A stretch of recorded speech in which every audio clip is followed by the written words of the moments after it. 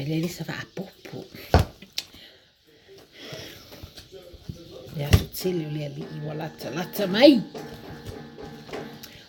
Let's feel kamera pesera. Lea so tele o lea li ua lata mai. E fio mai ai o lea li e si itia. Le apa ia i le langi fau wa ia saunia mo i lato uma we Natalia o ia ma fatua tua mangalue ma le mautinoa se nganga fau ua whaatasia i la tatou sauninga o ua e loa e wana o Yesu tamawai o leola lo soe le tufa maunga setasi le unga olo filinga ne ituai o na fai tato te lau tutu iluma ole no foa famasino matali ile tua mea uma satato fire belele yeah beleanga pesa efa ata mala lo usoe tata wona tato mautinoa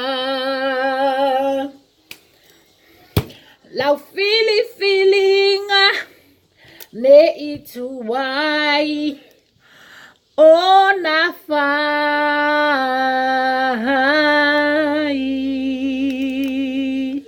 se mata mo fio upo ne pese a lau filinga ne ituai o na fai o ene etuai talia nei lo Yesu e vea mali i mo faaola i lo langa ona isau twailia ili ola fa vau awa he's the way, truth and the life no matter what we ole ala upumoni male ola mule lesa ili ai lava seta sial watu le tama pe a lewi mai ata for God to love the world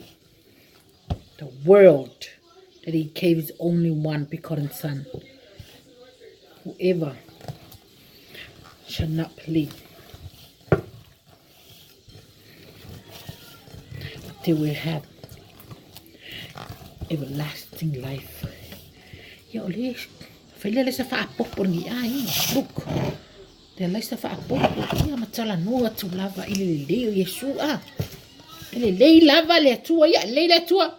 Tai blava Allah Yesu. Ya, dia nali. Tai le tua le. Ini aso lo po ala pola. Look, kefia. 5:09. It's 9 minutes past the hour of 5. So, good evening, everyone. Samoa of Tailava. Yeah. Pele hanga loka leo pepa o mua pea.